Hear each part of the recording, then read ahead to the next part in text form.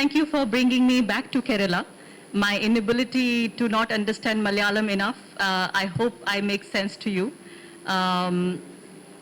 So last time I was here was in 2021 and also 2016. So I have covered the last two consecutive elections in Kerala. Happy to be back in God's own country. I'm sure you get to hear this a lot, but one more time, why not? You've invited me, I feel, at a very strange time. It's strange in a sense, religion is now an axis around which the parliament is revolving. Politicians are deciding how and when to build a temple. They are telling the faithfuls how to pray, how not to pray. On news channels, you see Ram Leela being played. Comedians are doing political commentary. Netflix series, and through the films and series they are making, through which you are actually getting to see some of the political messaging. So while news channels are busy doing entertainment, the entertainment industry is trying to do some kind of political messaging. These are very, very strange times, and I feel it's difficult to make sense of what is happening in India right now. People who are the religious priests are making political comments, and people like the Prime Minister of India, who was supposed to be in the parliament, taking care of the country, you know, being at the center of accountability, especially when he's completing 10 years tenure, 10 years time, which I feel in a human's life, in a country's life, in a society's life, is a big milestone. But he is roaming around, you know, being like a god himself who can't be questioned. So he is going to the gods, and the journalists are thinking he is like a god who can't be questioned. So it's a very strange time, and even for someone like me and many of you who've been following Indian politics closely, we thought maybe as of now, after 10 long years, we have developed a thick skin and we can take a lot. But it feels like it's a new country. It feels like a lot of things which are happening are new. So I'm very happy to be here to deliver the second M.R. Narayana Kurup Memorial Lecture. It's a very prestigious thing for me. It's a great honor. So before I start on the subject, which is Media Monopolies, Communalism and Future of Democracy, I'll tell you a little bit about myself. I was just telling Abhilash that, you know, the thing about journalists who work in Hindi language or any, it would be blasphemy to say that Hindi is a regional language, but when you come to Kerala, you realize, yes, Hindi is no national language, it is a regional language. So being part of regional language, no matter how much I think I'm a national journalist, but here in Kerala you realize the limitation and scope of the language that you work in.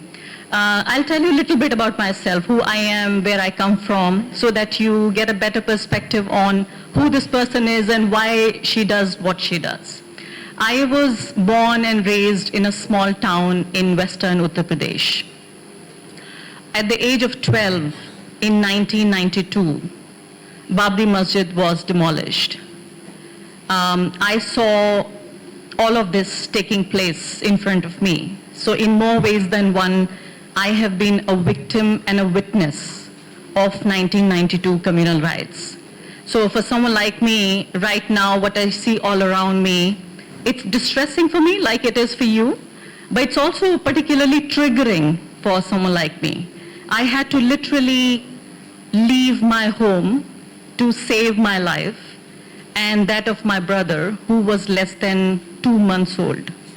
He was born late October and this happened early December. And he was in my lap and I had to literally run to save my life and that of my brother. So this one incident, it changed the whole course of my life. Who I was, what I wanted to do, and what I actually could be, like my possibilities of who I could be, no matter what I wanted to be. So at the age of 12, it made me realize of the limitations as well as the possibilities that surrounded me and my life. So coming from a small town, I saw inequalities, I saw violence against women at a very early age, and I realized that women and religious minorities actually had no voice. Because when I opened newspapers, I saw people like me were not represented in those newspapers. When I opened news channels, I felt my voice was not there. So this was perhaps one of the most defining factors of why I decided to become a journalist, why I decided to write my own stories when I realized the stories of people like me were not represented in newspapers and in news channels. So when I look back in retrospect, that was not a pleasant episode, a pleasant incident that happened, when I had to literally be aware of who I was at the age of 12, when it was time for me to play like all other kids. But my classmates, for them it was a holiday, and for me I was looking for refuge to save my life. So it kind of matured me, pushed me, forced me to mature before my age. And that's why this is one of the defining factors. Then I came to Delhi when I was in my late teens. I did a one-year course in journalism, and I came to Delhi in search of work. I come from I would say, a considerably progressive and a liberal family. Education was never a problem. Women's education was also not a problem. Then when I came here, I saw, women driving their own lives, their own cars, a city full of lights, flyovers, and I saw the immense possibility of what I could be, I could become. Sadly, when I see today's India, and I think of not just one Arfa who made this leap of faith in the year 2000, about 23 years ago. If I think of many other Arfas who would be thinking of coming to national capital or going to big cities to find a career, a life for themselves, I am not very hopeful whether they are going to get the same treatment, they are going to meet the same kind of people who can help be who I could become. Because I am not a story in myself. I could become who I am because of the people who helped me, because of wonderful friends, wonderful editors, journalists, a very supportive newsroom. All of this helped me reach where I am right now. Things have changed drastically and for worse, that I feel it's very difficult for any other Arfa to come from a small town, from Uttar Pradesh or Bihar or Maharashtra, go to a big city with my identity and my kind of social and political background to do what I could do. So I started off with a couple of newspapers, and very early I realized that TV was my call. TV news was my call, and this is what I wanted to do. I worked briefly with NDTV, where I was trained by best of the TV journalists possible in a wonderful, supportive newsroom. But then Wire finally was the place where I thought I found my home. It was a newsroom where the diversity that I brought to the table was not just tolerated, but in many ways, it was also celebrated. And I felt completely at home, and I could say what I wanted to say. And that is why the work I do, you see the confidence in me, that I don't feel that I have to censor myself. I don't feel that I have to be someone else. I have to please anybody, or I have to take care of the background that I come from. I feel completely at home. So it's a wonderful thing for me to be able to be associated with the Wire. And in a way, my work also freed me. I use this word very carefully. The dark era and the dark days that I had to live when I was in my hometown.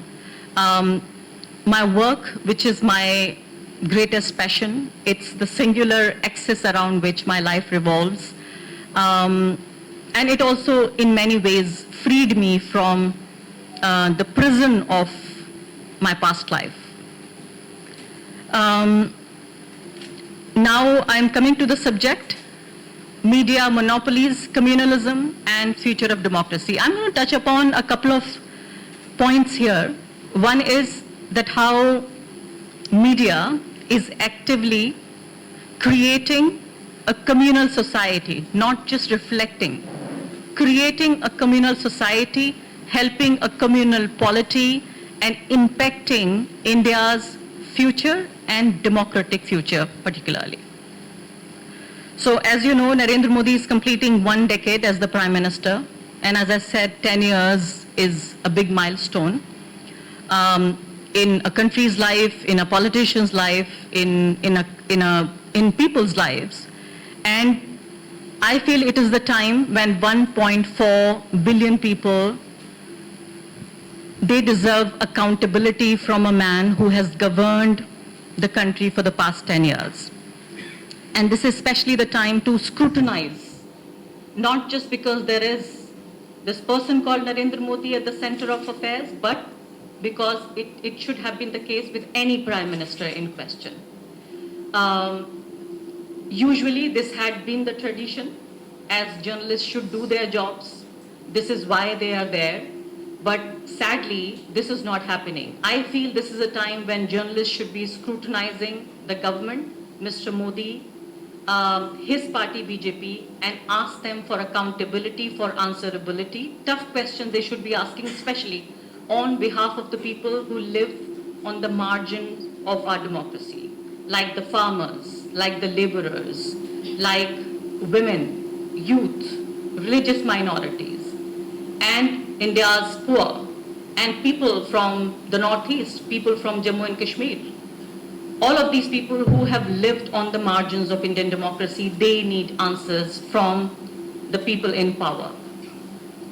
And so I'm going to list out a few questions that I feel the media is not asking right now. And that's also going to give you a bigger picture on where we are now, 10 years from where we started, 2014 to 2024, 10 years timeline, and the questions those should be asked. And especially, these questions must be asked from someone who says in 10 years, him and his party has made India the Vishwa Guru, the global leader. Ravi Shankar Prasad, the former union minister, he said that Narendra Modi actually managed to stop the Russia-Ukraine war for 3 hours to provide a safe passage to Indian medical students who were stuck in conflict zone. Have you heard about that? So they have made a claim that something which United States couldn't do, which UK couldn't do, the whole entire world couldn't do, but Mr. Modi managed to stop the war for 3 hours so that Indian students could get a safe passage to come back home. And you must have also watched the videos of those students when they were stuck in Ukraine, and also when they were trying to come back home, how they took their flights, etc. But I'm saying that if they think that he's so powerful, then more the power, more the accountability, right? Isn't it? The more powerful you are, the more accountability we ask from you. So a few questions that I feel should be asked from Mr. Modi. One, the question of hunger and unemployment in Modi's Amrit Kal. So Narendra Modi says, Modi ki guarantee hai. This is Modi's guarantee. And what is Modi's guarantee? So Narendra Modi is saying that India will become third largest economy when he gets the third term. You must have heard this a few times by now. But do you know that in Global Hunger Index, 2023 Global Hunger Index, it saw India slip 4 places to rank 111 out of 125 countries. Out of 125 countries, in Global Hunger Index, India is at 111. And this is the Prime Minister of this country who says that India has become a world power, a Vishwa Guru, and India is going to become the third largest economy when he gets the third term. And 3 and 3, you know he likes to rhyme. And he feels this third term is already divinely ordained upon him, and which to me now does not look like an impossibility. Second question. So this fastest growing economy, which is, he says, is going to become the third largest by 2028, as per Mr. Modi, one of his ministers said in the parliament that 80 crore people are being provided grains, daily ration. So it is a country where out of 1.4 billion, 140 crore, 80 crores are being provided daily meals. They depend on the government for their daily food, to put food on the table. Now imagine a country, leave aside for a moment that this can't be the fastest growing economy and it can't become the third largest economy, etc., etc. Just think of those 80 crore people who are getting daily grains, rice, wheat, even oil for that matter, sometimes even the cooking gas, and for all of that they depend on the government. Now think about them, their dignity, their place in Indian democracy, whether they will be able to think on their own. When you depend on your daily food on the government, can you make your own decisions? Can you keep your dignity intact? Can you be your own master? So this basically, in just one single number, you give away the story of India right now. Then third claim, and this claim perfectly counters the claims of growth and development. 10 years, Mr. Modi could not guarantee high GDP growth. It is about 5.7% for consecutive 9 years, from 2014 to 2023. And you must have also heard about 2 crore jobs annually. Have you? Have you heard about that? Has any of you got one of those 2 crore jobs? So that also he miserably failed to give annual 2 crore jobs. He's not been able to even double farmers' incomes. Farmers are again now planning to come back on the streets. In fact, the decisions he takes are so undemocratic that farmers were on the streets for more than a year when he took this undemocratic decision of implementing farm laws without taking farmers into confidence, without any consultations ever. Number 5, Mr. Narendra Modi in the parliament, he said, Congress ki naakami ka smarak banega Manrega, which means in English, Manrega will continue as a living monument to Congress's failure. So which means if he thinks that it will become a monument of the outgoing party, that he does not believe in this scheme, right? And he should have scrapped this scheme. But on the contrary, the demand and spending on Manrega has only increased in the last 10 years of Mr. Modi. So these are the 5 things I felt were important for you to know when there are economic claims being made, especially for students sitting here. Whenever there are people who support Mr. Modi and his party. Only yesterday when I was coming from Delhi to Calicut in the flight, there was a gentleman, and a very gentle gentleman, and he was a businessman also. He says, oh look, I don't agree with the social policies of Mr. Modi, but 2 things you will have to admit. And I may not be a supporter or voter of the BJP, but still I will have to admit. And you will have to confess to me that you are convinced. 2 things. One, he says that India has become a Vishwa Guru already under Mr. Modi. And second, he says the tremendous economic progress that he's been able to deliver to the people of country. So whenever you meet such people, you have these 5 points to tell them that no, what you're saying is just media glitz and nothing more than that. Now to social and political questions that Mr. Modi be asked. It's been not just 1 week or 1 month, several months since Manipur is in crisis. There is a literal civil war going on in one part of the country under a prime minister who says that he has won the world, that even the Western countries are at his feet, but he cannot take control and is not able to manage even the security situation in one part of his country. And leave that aside for a moment, not even controlling, he cannot say M for Manipur. He has not gone there even once. So it is Rahul Gandhi who's gone there not just once but twice, even a couple of days ago. He was in Manipur, he was listening to the women. The man is not in power, but he's trying. He's trying to at least listen to people's voices, like journalists do for that matter. Like I would go and listen to people's voices, even if I'm not in a position of power. But I would get to know what's happening. So even this much, and so much for the double-engine sarkar, the double-engine government, that in Manipur and in the center, both is the BJP government, and they say you elect us not just at the center, but also in states, because what you get is double profit, double wheel, double-engine sarkar. So even despite the double-engine sarkar, there are more than 200 people who've died. There are over 1,000 people who are injured, and there are several thousand people who are homeless, who need to be rehabilitated. Many hundreds of people are still, living in relief camps. Are you aware of that? How bad the situation is in Manipur, but nobody will be asking him a question because Narendra Modi has become a god, and gods are there only to be worshipped, not to be asked questions. Now the question that is again and again, the only question I would say that should have been asked of him, that was asked not on a national platform, but twice on international platforms, the Muslim question. The complicated relationship Mr. Modi has with the Muslims of India. So twice it happened, one in UK and one in US. One in UK when it happened, he of course couldn't reply.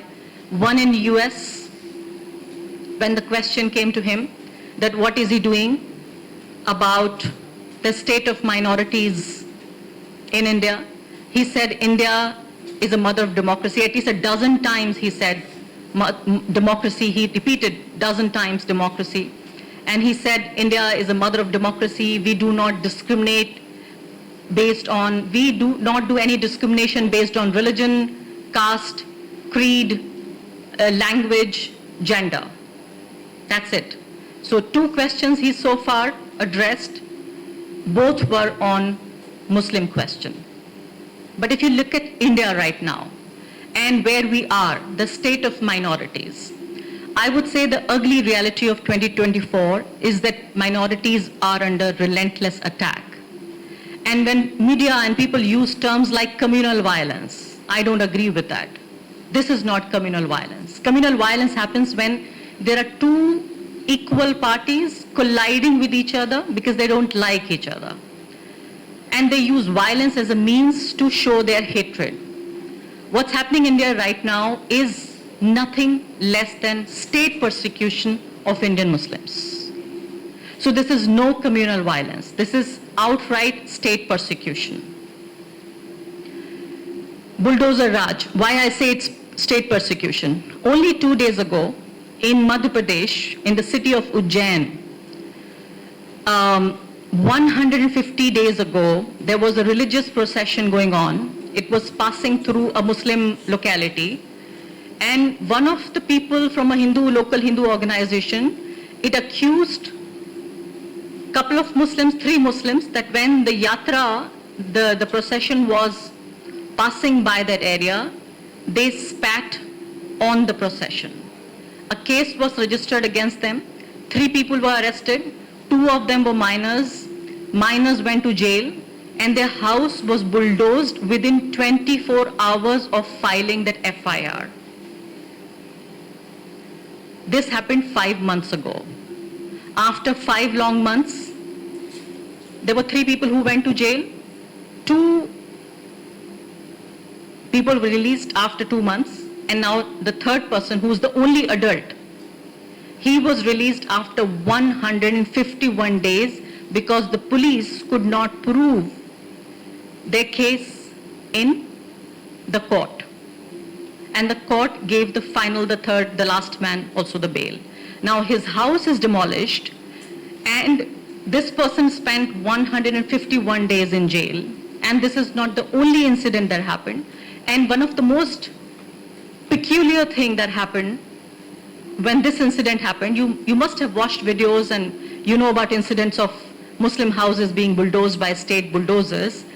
In this, the municipal officials, they took drummers with themselves when they reached the venue, when they were demolishing the house of this person where at least 12 people lived, 3 families used to live. It was a 3-story building. So 3 families used to live, 3 brothers who used to live there with their families, and they also used to run a small shop in the same building. So municipal officials, they took drummers with them and they played bhakti song, religious song, Govinda Govinda. People were dancing, beating the drums while this house was being demolished. This is the state of affairs in India right now, and that's why I say this is no communal violence. This is no Hindus and Muslims fighting with each other. This is the state with its full official government machinery attacking the Muslims. Now, coming to the Vishwaguru image, Mr. Modi thinks, and I think when you go to the ground, you actually feel that he's been able to sell this story very well of him being the Vishwaguru or him making India the Vishwaguru. When G20 was happening, just days before G20, there was a riot took place which is just an hour drive from New Delhi. A mosque was demolished, imam was killed, and there were clear public calls for social economic boycott of Muslims. And this was happening when all international global delegates were there in New Delhi. This is how a global leader, a Vishwaguru, looks like. People talk about political representation. Now you have a member of parliament called Danish Ali from BSP. Danish Ali was abused, called a pimp, a terrorist, an outcast by his fellow parliamentarian in the premise of the parliament. So no space is a safe space for India's Muslim. You may be a small-time vendor, you may be a cart puller, you may be a small shopkeeper, you may be a journalist like me, or you may even be a parliamentarian. You can still be called a terrorist, you may still be called an outcast, you may still be called a pimp, and other names which are uncivilized and I cannot pronounce here. So nobody is safe if you belong to a particular identity, and no place is a safe place for India's Muslim. To give you a small example, someone like me with a public identity, I cannot go to a public park. I cannot go to a public gym. I cannot go and watch films. I cannot announce, if I was coming to Kerala, I did announce this on my social media because I feel it's in a way a safe space for me, or maybe I would like to think. So I announced that I was coming to Kerala. But mostly, I am not confident that I can say this on social media. I don't know who is there sitting, in the crowd who hates me for asking for accountability from the government. Or people like me are also branded as enemies of the state, enemies of India, enemies also of the Hindus. So it's very difficult. So that's why I'm saying it's difficult for someone like me to go and, let's say, watch a film like Kashmir Files or the Kerala Story. So it's not just the television where you see day in and day out Muslims being demonized, Muslims being projected as the enemies, as the other, but even in popular cinema, you have films, utterly Islamophobic films like the Kashmir Files, you have the Kerala Story, where they have been exempted from tax. Government offices have given them leave to watch films, these particular 2 films, and I cannot go with my face and with my identity, having this public profile, to watch a film like Kashmir Files or Kerala Story. Because I know very well the kind of people who would be interested in watching those films. And this is not just about me. I am not a visible Muslim. I may be a person with a public profile, but I am not a visible Muslim. Just think about people who have beard and skull cap, women who wear hijab. You don't really have to even ask them what their identity is. And imagine the kind of people who, after watching Kashmir Files and after watching the Kerala story, their thoughts about their Muslim neighbors or the people who are watching films with them. So one space after the other, they're turning every single space into an unsafe space for India's Muslims. I feel there are three important markers which clearly define India's transition from a secular democracy to a Hindu first nation. After a few minutes, I'll also show small clips of the videos, or I would say the video testimonies I have collected to show to you that how India, in some parts at least, in some pockets at least, is already living like a Hindu Rashtra. It's already experiencing a Hindu Rashtra. So you don't have to really do the hard work of making changes in the constitution or declare one fine day at 8 p.m. in the night that, okay, me, XYZ declaring India from tomorrow onwards become a Hindu Rashtra. So in just a couple of minutes, I'll show you a few videos which I hope will convince you that in some parts, some pockets of India at least, people are experiencing what a Hindu Rashtra would be like. So three important markers in my view, which are defining India's transition from a secular liberal democracy to an illiberal Hindutva state or a Hindu first nation. One is Citizenship Amendment Act. Second is reading down of Article 370 from Jammu and Kashmir. And third is Temple in Ayodhya. These three things I feel have changed country to and brought country to a point where I don't think there is any way that we feel it can be reversed or it can go back to where we started from. I'm not asking you to get disappointed, but I'm saying there is so much damage that has been done to India that's very difficult. A couple of incidents you must have heard about. One student in Muzaffarnagar in Uttar Pradesh, where the teacher identified a Muslim student who was barely 7 or 8, and she asked his fellow classmates to slap him, take turns and slap him one after the other. And she made sure that they were slapping him because of who he was. And later she said she wanted to punish him for not finishing his homework or something like that. But then she made sure that, so basically Hindu children are being radicalized, are being trained from the age of 6, 7 and 8 to hate fellow Muslims. When they grow up, when you train them at the age of 7, 8 and 9, that these are the people who should be target of your hate, and these are the people who are the other, who are the enemies. So they are being radicalized to a point. So it's not just, the victims are not just the Muslims. I would say equal victims are also those innocent Hindu children or children from other identities who are being trained and raised to hate the other communities, to hate their fellow classmates. Now imagine the state of mind they will live in. Do you think they will grow up to be good human beings? They will grow up to be kind, compassionate, intelligent human beings when they are being instilled with so much of hate and division and kind of discriminatory practices that they witness at such a young age. And second incident I'll tell you why I'm saying now is that you do not really need an RSS or a VHP or a Bajrang Dal to come after people of a certain identity. Now there is this Railway Protection Force constable who killed 3 Muslims in a train.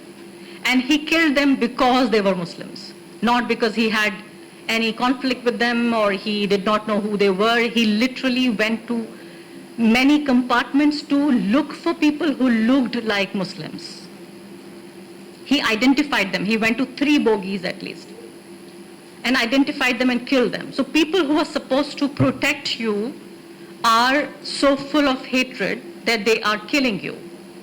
Teachers who are supposed to teach you, they're so full of hate that they are training you, raising you, teaching you not to be good human beings, but to be hateful, bigoted individuals who will grow up and become part of this whole poisonous society. So these two incidents, I feel, they symbolize the culmination of 10 years of the politics of hatred, division, and what Hindutva has done to India. Now my last point, and I want to focus on press freedom. When it comes to press freedom, it's just been a day. There was a Twitter handle called Hindutva Watch. Hindutva Watch has been withheld on the instructions of Government of India. And this Twitter handle was documenting the cases of communal violence and discrimination. The handle owner has not been given any clarification, any chance to put forward his point of view, any reasons why his handle has been withheld. So this is the kind of police state that we are living in. I feel Narendra Modi's rule in India has been a story of capture, control, and throttling of the media. You know, they have been using police cases on people like me, on organizations, The Wire. They have literally completely destroyed a news organization called the News Click. They've filed anti-terror cases on journalists working with News Click. You know a gentleman called Siddiq Kappan, your very own from Kerala, who had to spend more than 2 years in jail for a story he never wrote, for assignment he could never cover. So counterterrorism laws are being applied on journalists. Financial regulations being used to intimidate journalists. And so when Muslims are facing this whole, open state persecution and Hindu supremacists are tearing India apart, judiciary, you feel, will come to your rescue, but it's become a mute spectator. And this whole subjugation institutions of surrender of majority of the mainstream media has ensured that there is little resistance to Modi's authoritarian actions. So I feel the new foot soldiers are not the members of the BJP or the RSS or the VHP or many other organizations. I don't know, some of them are also active in Kerala. The new and the most effective foot soldiers of Hindutva are the mainstream Hindi journalists. They are the ones who are actively working to build a Hindu Rashtra. So on one hand, you have journalists who are facing financial restrictions, who are facing counter-terrorism cases on them, who are facing jail term, threats of rape and murder to journalists like me. On the other hand, there are journalists who are called mainstream journalists who have reduced themselves and their work to just being foot soldiers of Hindutva. That's the story. And what they try to do? What they try to do is that they have created a whole narrative and a complex in the mind of ordinary Hindus. And this complex is of cultural loss. They tell you that these Muslims, whether the modern Muslims of 2024 or Babur, Aurangzeb, who happened a few hundred years ago, they are there to take away your culture, your civilization, your religion, your land, your women, your money, your employment, everything. So they create a sense of insecurity amongst the gullible average Hindus, that these are the people who are responsible for your misery. If they were not there, not now. This is a wound they have been nursing for hundreds of years. So if there was no Babur, there was no Aurangzeb, then we wouldn't have been where we are. India would have become a Vishwaguru, would be ruling over the world. So they have, they are forcing them to live with a profound sense of their culture and religion being demeaned and stolen by those who are outsiders, who are not part of this country but outsiders. And this false sense of cultural loss and reclaiming of what was once theirs is at the core of this whole Hindutva ideology. And for that, they have to create an artificial enemy. Now you would think that for the last 10 minutes, I've just been talking about Muslims as the enemy. No. Muslims are not the only enemies. This political artificial enemy also include Muslims, Christians, intellectuals, leftists, English-speaking political elite, and the last name would surprise you, is also the main opposition political party called Indian National Congress. Now, all of these people put together are being projected every day on national television as the enemies of India. Muslims, Christians, intellectuals, leftists, English-speaking elite, and the Indian National Congress. I'm sure there are many more, like the state of Kerala for that matter. They say this is a state which is culturally so different. Only like a couple of months ago when there was Diwali, one mainstream news channel literally ran a video report saying Diwali is not celebrated in Kerala because Hindus are in minority. So there are also states which are now, can maybe remotely come in the category of enemies or not being mainstream or not being part of the Hindutva project.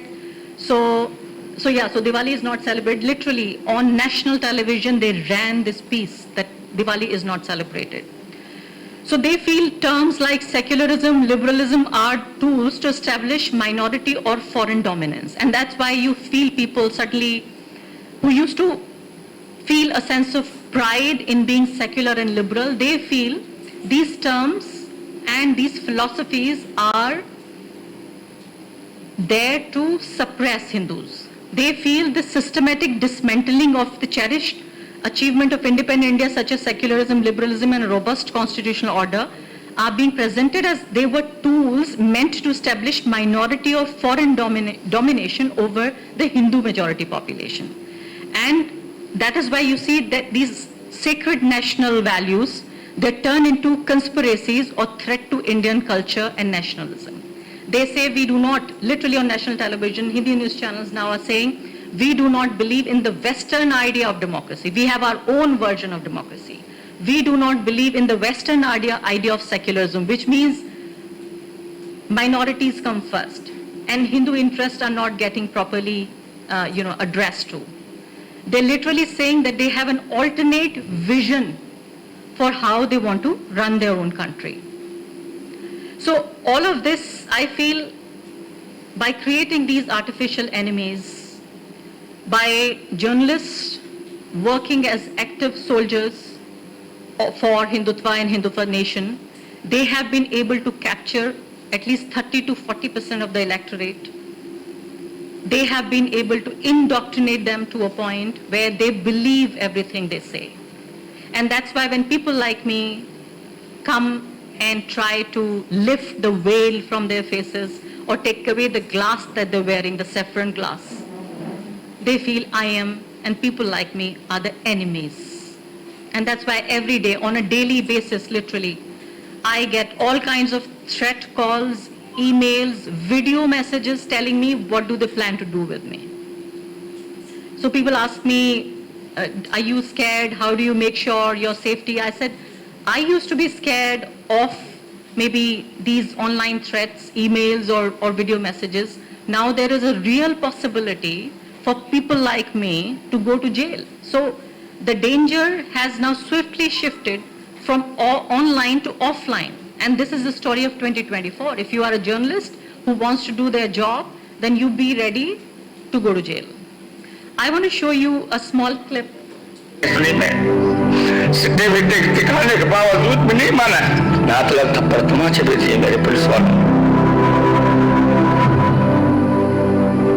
हमारे जो Rakesh ticket साहब हैं, उनसे फरियाद करता हूं मैं, एक बार मेरे दर्द को सुने यहाँ आके, मैं किसान का बेटा हूं, मैं राकेश टिकट जी से हाथ जोड़ के निवेदन है हमारी फरियाद को सुने, यहाँ पर हमें इंसाफ दिलाया जाए। मैं भी तो किसान का बेटा हूँ, राकेश टिकट साहब जैसे आप रोए थे वहां पर रामलीला मैदान के अंदर, आज मैं यहाँ मेरे हाथ के अंदर रो रहा हूँ।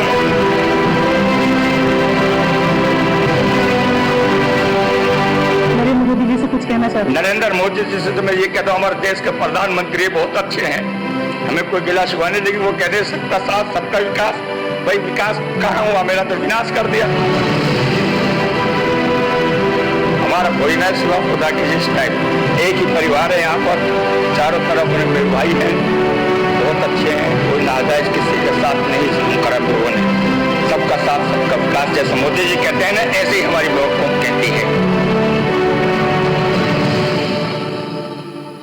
मेवात के इलाके नूह में हर तरफ बर्बादी का मंजर है। जैसे मैंने पहले भी कहा, ऐसा लगता है कोई बाहरी ताकत ने आके किसी ने हमला किया और सब कुछ यहाँ तबाह बर्बाद कर दिया।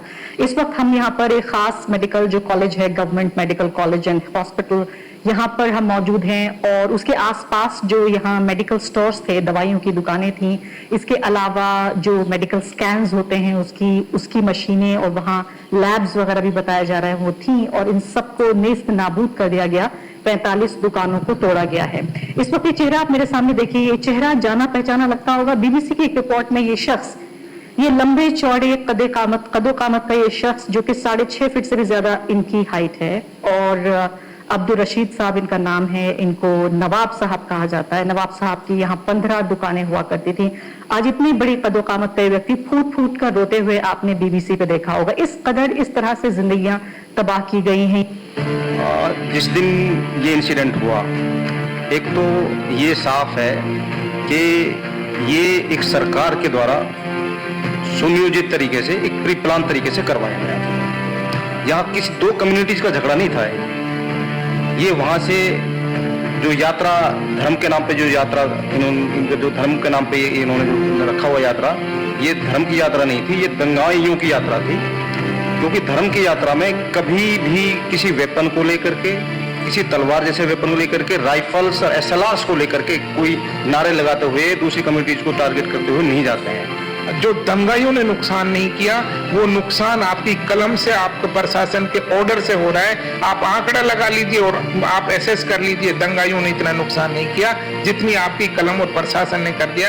आपको पाप लगेगा, आपको उनकी बद्दुआएं लगेंगी जो आप जो है इन घरों को, मकानों को तोड़ रहे हैं। हमने उनको खुद बजाते खुद उनके कहा, तो वो हाथ जोड़ के कहने लगे, नहीं सर आप बड़ी बात कह रहे हैं, ये तो हमने ये करना था। ये ऐसे सरकार की तरफ से 1 तारीख को जो जितने भी पकड़े गए 100 से 150 लोग इन्होंने अंडर कस्टडी लिए, हिरासत।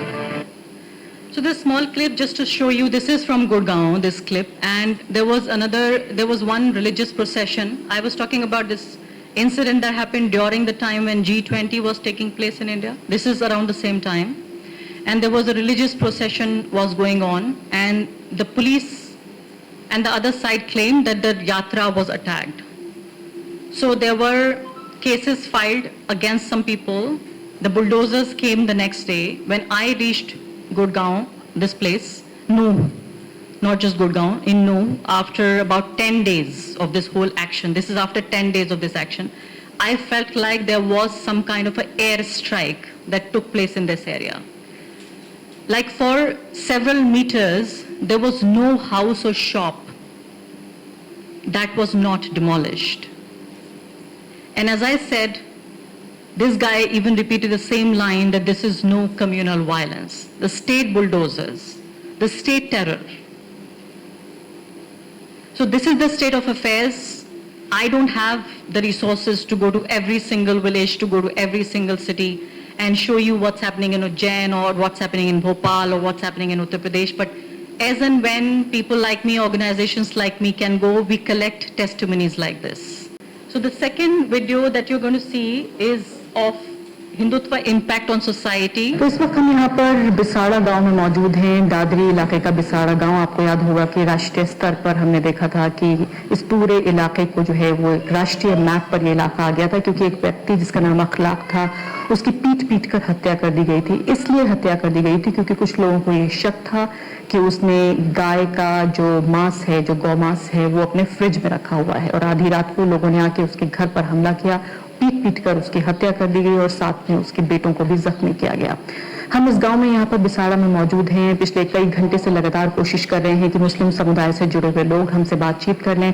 आप यकीन जानिए, लोगों में इतना डर और खौफ का माहौल है कि कोई भी हमसे बात करने को तैयार नहीं है। और खासकर जो बेहद दुख की बात है वो ये कि मीडिया को लेकर जो एक अविश्वास की स्थिति है, जो मिसट्रस्ट है, वो इस स्तर पर है कि कोई भी अपना चेहरा कैमरे के सामने नहीं लाना चाहता।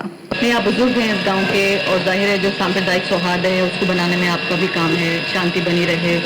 आपको क्या लगता है कि क्यों, कैसा माहौल बन गया कि अखलाक जैसी? अब इसको कैसे बताऊं मैं आपको, उसका टाइम हो ऐसा होना था, और क्या बताऊं, लिख कर दिया वो ऐसा कर लो। ये बताओ उसकी जो लीला है उसे आप, जो ईश्वर को मंजूर हो गया, या ना मेरे हाथ में ना तुम्हारे हाथ में। लेकिन आपको लगता है ऐसा होना चाहिए था? नहीं, तुम खामखा की बहस मुझको क्यों कर रही हो, ये सब परे कर लो। अच्छा, इसको परमानेंटली बंद कर दिया। क्या बता रहे हैं आप इधर से? ये जो है मतलब ये मुस्लिम एरिया है पूरा इस तरफ, और ये जो है हिंदू कम्युनिटी यहाँ पर रहते हैं। ये बंद है। हाँ, 2002 के राइटिंग के बाद इसको बंद कर दिया। जैसे वाघा की बॉर्डर होती है ऐसी एक सरहद है ये, पहले सरहद की तरह था, लेकिन अब तो इसको परमानेंट बंद कर दिया है। ये सब ट्रॉली यहाँ पर रख दिया है, यहाँ बोर्ड भी लगा दिया है, अंदर भी बोर्ड लगा दिया है, मतलब आना जाना बंद कर दिया है। ये एक रास्ता ही है जो आवाम के लिए खुला रहना चाहिए। सिर्फ दिल खोल के बात करने से कुछ नहीं होता है, रास्ते भी खुले होने चाहिए। अभी मुल्क के मौजूदा जो हालात है उस हिसाब से जो स्टेटमेंट बड़े लीडरों के आते हैं, चाहे वो बीजेपी हो, कांग्रेस हो या कोई भी पार्टी की हो, वो दिल खोलने की बात करते हैं, विकास की बात करते हैं। तो वाकई में पहले ऐसे रास्तों को खोलना चाहिए। पब्लिक का गैदरिंग जो है वो प्रॉपर होना चाहिए, जो प्रॉपर नहीं है। ये गोधरा है और ये वाघा बॉर्डर की तरह का एक सीन दिखता है, ऊपर भी नौकीली मतलब वो लगाई गई है, और मतलब ये नौकीली जो मतलब ये दिख रहा है वो खौफ दिखा रहा है। तो ये खौफ को निकालना चाहिए, चाहे किसी भी तरह का हो, इस पार का हो या उस पार का हो। खौफ को निकालकर लोगों का गैदरिंग का भी सोचना चाहिए। 2002 के बाद ये दीवार को बनाई गई है और ये एक बॉर्डर जैसा है। ये सिर्फ एक दीवार ऐसी नहीं है, गोधरा में ऐसी कम से कम 15 दीवारें हैं अलग अलग जगहों पर, कि जहां पर एक डिवाइडेशन मतलब पूरा दिखता है। कम्युनिटी को अलग, एक पूरा मतलब हिंदू कम्युनिटी अलग और मुस्लिम कम्युनिटी अलग, इस तरीके का एक पूरा चित्र स्पष्ट होता है।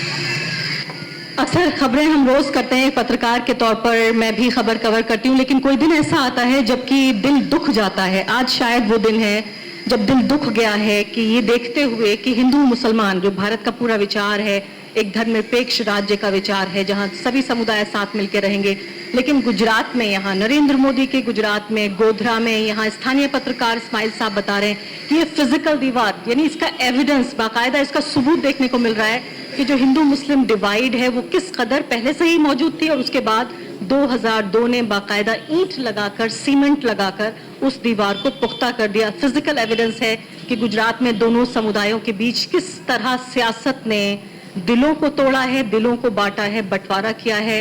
मैं सोच रही हूँ कि सरदार पटेल, नेहरू, महात्मा गांधी का ये राज्य है, किस तरह से उनकी आत्मा, उनकी जो रूह है, उससे कितनी तकलीफ पहुंचेगी जब वो ये देखेंगे कि जिस भारत के लिए उन्होंने आज़ादी की लड़ाई लड़ी और जिस तरह का संविधान बनाया बाबा भीमराव अंबेडकर ने, क्या इस तरह की दीवारों का कभी तसव्वुर, कभी इमेजिनेशन उन्होंने किया होगा।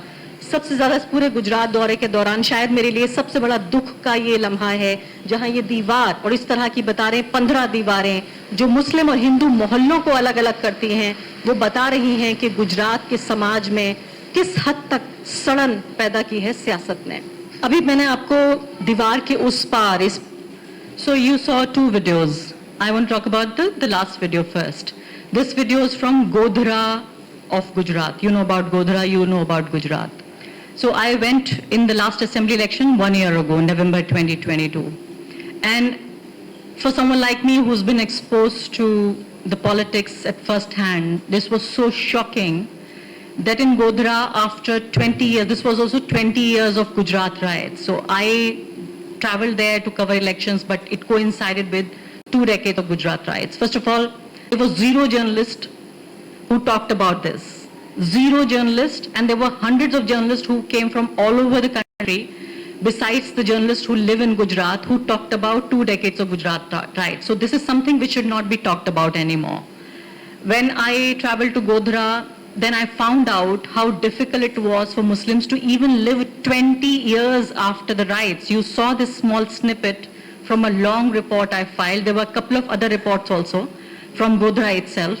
And maybe there will be a day when we meet again and I'll tell you the difficulties I faced just to kind of document and film these videos. It's not easy. But then just to talk about what it was like. So there are 15 walls that separate Hindus and Muslims. And what happens inside those walls is that Muslim areas usually do not even have basic civic amenities.